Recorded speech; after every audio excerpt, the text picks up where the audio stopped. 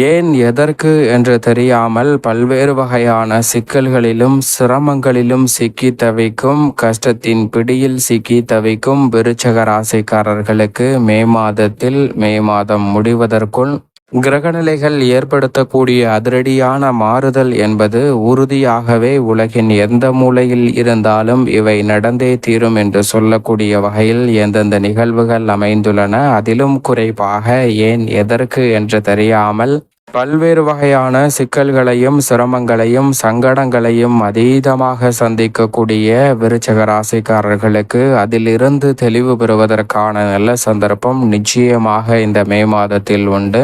ஏனென்றால் நமக்கு என்ன பிரச்சனை இருக்கிறது, அந்த பிரச்சனைக்கான கிரகநிலைகளின் அமைப்பு என்ன என்பதை உணர்ந்து அதற்கு ஏற்ற பரிகாரமும் அதற்கு ஏற்ற முறையில் உங்களுடைய செயல்பாடுகளையும் மாற்றும் போது மிக சிறப்பான வளர்ச்சியும் முன்னேற்றமும் உறுதியாக கிடைக்கும். தங்களுக்கு தற்போது திருமணத்தில் தடை ஏற்படுகிறதா, சுப நிகழ்வுகளில் தடை ஏற்படுகிறதா, சொந்த வீடு வீட்டுமனை வாங்குவதில் தடை ஏற்படுகிறதா, தொழிலில் தடை ஏற்படுகிறதா, உடல் நலத்தில் பாதிப்பு ஏற்படுகிறதா என எந்த பிரச்சனை என்பதை கண்டறிந்து அந்த பிரச்சனைக்கான கிரகத்தின் தன்மை என்ன என்பதை உணர்ந்து அதை சரி செய்தாலே போதும், நல்ல மாற்றம் கிடைக்கும். ஏனென்றால் ராகு கேதுவால் பிரச்சனையா, ராசியின் அதிபதியான செவ்வாயால் பிரச்சனையா, அல்லது குருவால் சனியால் என எந்த கிரகத்தினால் பிரச்சனை என்பதை கண்டறிந்து அதற்கு ஏற்றவாறு உங்களுடைய செயல்பாடுகளை மாற்றும் போது நல்ல மாற்றம் கிடைக்கும். உதாரணமாக நாம் ஒரு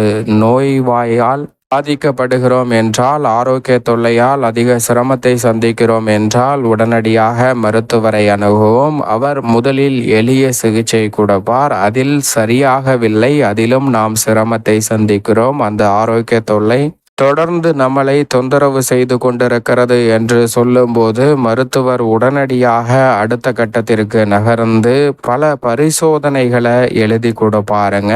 பல்வேறு வகையான பரிசோதனைகளை எழுதி கொடுப்பார். அந்த பரிசோதனைகளை செய்து முடித்தவுடன் அந்த பரிசோதனைகளின் முடிவில் நமக்கு என்ன பிரச்சனை இருக்கிறது என்பதன் மூலதனத்தை கண்டறிந்து விட முடியும். அப்படி கண்டறிவதன் மூலம் அந்த சிகிச்சையை எளிய முறையில் செய்து பரிபூரண சுகத்தை உடனடியாக பெறுவதற்குரிய வகையில் நல்ல மாறுதல் உங்களை தேடி வரும். அதுபோன்றுதான் கிரகங்களின் தன்மையை அறிந்து ஏன் எதற்கு என்று தெரியாமல் இருக்கக்கூடிய பல பிரச்சனைகளுக்கு நிச்சயமாக தீர்வு காண்பதற்கான நல்ல வாய்ப்பும் சந்தர்ப்பமும் இந்த வேளையில் உங்களுக்கு கிடைக்கும். சரியாக பயன்படுத்திக் கொள்ளுங்கள். அதிலும் குறிப்பாக இந்த வேளையில் முழு சுபகிரகம் என்று அழைக்கக்கூடிய குரு பகவான் அஷ்டமத்திற்குள் நுழைகிறார். திருக்கணிதத்தின்படியும் வாக்கிய பஞ்சாகமத்தின்படியும் இந்த மாதத்தின் பிற்பகுதியில் அஷ்டமத்தில் நுழைகிறார். ஆனால் முற்பகுதியில் வலுவாக சப்தமத்திலும் அவருடைய சுப பார்வை ஜென்ம ராசியிலும் கிடைக்கிறது. எனவே இந்த வேளையில் நீங்கள் எதிர்பார்ப்பதை காட்டிலும் விருச்சக ராசிக்காரர்களுக்கு இறுதி தருவாயில் குரு பயிற்சி சந்திப்பதற்கு முன் நல்ல மாற்றம் நிறைவாக கிடைக்கும். முழு சுபகிரகமாக இருப்பதால் அஷ்டமத்திற்குள் செல்வதால் பாதிப்பு ஏற்படாது. ஆனால் அஷ்டமத்திற்குள் ஒரு கிரகம் வருவது நிச்சயமாக சாதகமற்ற அமைப்புதான். எனவே உறுதியாக விருச்சக ராசிக்காரர்கள் இந்த தருணத்தில் குரு பயிற்சி துவங்கியவுடன் ஒரு முறை ஆலங்குடி திருத்தலம் சென்று குரு பகவானை தரிசித்து வருவது நல்லது.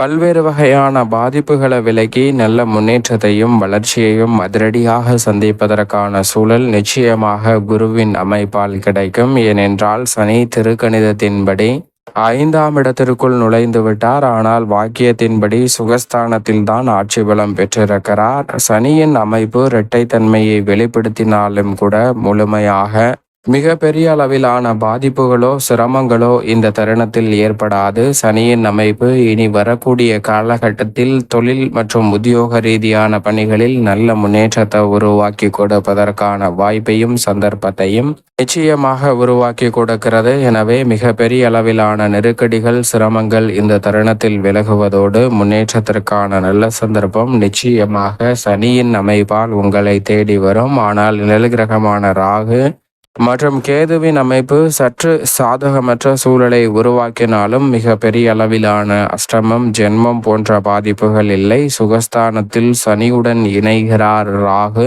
வாக்கியத்தின்படி ஏற்கனவே நாளில்தான் வலம் வருகிறார். கேது மிக வலுவாக லாபத்தில் இருந்து கர்மத்திற்குள் நுழைகிறார். கேது கர்மஸ்தானத்திற்குள் வருவதால் தொழில் ரீதியாக எதிர்மறையான சிந்தனைகள் விலகி வளர்ச்சிக்கான நல்ல வாய்ப்புகளும் சந்தர்ப்பங்களும் இந்த வேளையில் விருச்சக ராசிக்காரர்களை தேடி வருவதற்கான முதன்மையான யோகத்தை நிழல் கிரகமான ராகு மற்றும் கேதுவின் அமைப்பு ஏற்படுத்தி கொடுக்க போகிறது. அதிக கவனத்துடன் இருக்கும்போது சுப நிகழ்வுகளில் ஏற்படக்கூடிய தடைகளை ராகு நிச்சயமாக தீர்வு காணக்கூடிய சந்தர்ப்பத்தை ஏற்படுத்தி கொடுப்பார். ராகு நாளில் இருக்கும்போது சில எதிர்பாராத தடைகள் ஏற்படும். அந்த தடைகளின் தீர்வு காண வேண்டும் என்று முயற்சி செய்தால் அதற்கேற்ற பரிகாரங்களை மேற்கொள்ளுங்கள். அப்போது ஏன் எதற்கு என்று தெரியாத பல தடைகள் கூட இந்த தருணத்தில் விலகும். சுக்கிரனை பொறுத்த வரைக்கும் பூர்வ புண்ணிய ஸ்தானம் என்று சொல்லக்கூடிய 5இல் உச்சம் பெற்ற அமைப்பில் வலம் வருகிறாருங்க.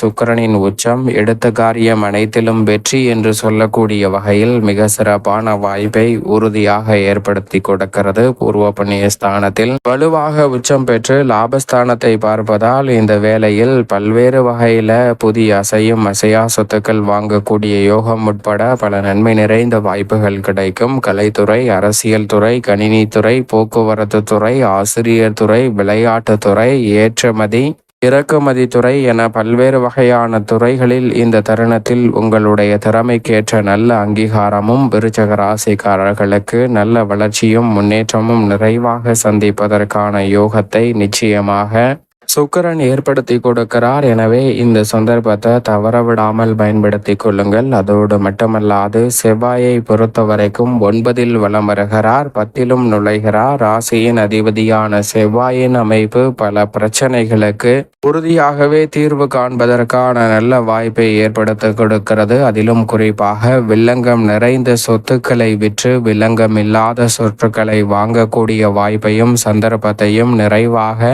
ராசியின் அதிபதியாக இருக்கக்கூடிய செவ்வாய் விருச்சக ராசிக்காரர்களுக்கு உருவாக்கி கொடுக்க போகிறார். எனவே நிறைந்த நன்மையும் முன்னேற்ற வாய்ப்புகளும் இந்த தருணத்தில் சந்திப்பதற்கான யோகம் நிச்சயமாக விருச்சக ராசிக்காரர்களை தேடி வரப்போகிறது. அதோடு மட்டுமல்லாது யோகஸ்தானமாகிய 6இல் உச்சம் பெற்றிருக்கிறார் சூரியன். பிற்பகுதியில் 7இல் நுழைகிறார். அவருடன் இணைந்து புதனும் 6 மற்றும் 7ஆம் இடத்தில் வலம் வரப்போகிறார். இரு கிரகநிலைகளும் இணைந்து இந்த மே மாதம் முழுவதும் பெரும்பாலும் புத ஆதித்ய யோகத்தை நிறைவாக அள்ளி கொடுப்பதால் மிக பெரிய அளவிலான காரிய தடைகள், சிக்கல்கள், சிரமங்கள் போன்றவை உறுதியாக விலகி நல்ல வளர்ச்சியும் முன்னேற்றமும் தங்களுடைய வாழ்வில் நிறைவாக கிடைப்பதற்கான வாய்ப்பையும் சந்தர்ப்பத்தையும் நிச்சயம் விருச்சக ராசிக்காரர்களுக்கு ஏற்படுத்தி கொடுக்கிறது. எனவே இந்த தருணத்தில் விழிப்புணர்வுடன் இருந்தால் பல சிரமங்களை நிச்சயமாக தகர்த்தெறிந்து முன்னேற்றம் நிறைந்த ஒரு இனிமையான தருணமாக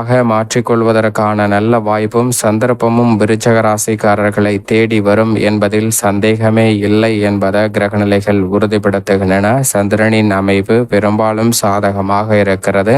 அஷ்டமத்திலும் ஜென்மத்திலும் இருக்கும் போது மட்டும் அதிக கவனத்துடன் விருச்சக ராசிக்காரர்கள் செயல்பட வேண்டும். மேலும் இந்த தருணத்தை உலகின் எந்த மூலையில் இருந்தாலும் ஏன் எதற்கு என்று தெரியாத பல பிரச்சனைகளுக்கு தீர்வு காண்பதோடு முன்னேற்றம் நிறைந்த ஒரு தருணமாக மாற்றிக்கொள்ள வேண்டும் என்றால் உறுதியாக விருச்சக ராசிக்காரர்கள் இந்த வேளையில் வாரத்தில் செவ்வாய்க்கிழமை விரதமிருந்து அருகாமையில் உள்ள முருகப்பெருமான் ஆலயம் சென்று தீபம் ஏற்றி வழிபாடு செய்யுங்கள். தடை தாமதம் தகர்த்தெறியப்பட்டு தங்களுடைய வாழ்வில் மகிழ்ச்சியும் இனிமையும் நிறைவாக கைகூடுவதற்கான முதன்மையான யோகம் நிச்சயமாக விருச்சக ராசிக்காரர்களை தேடி வரும் என்பதில் சந்தேகமே இல்லை.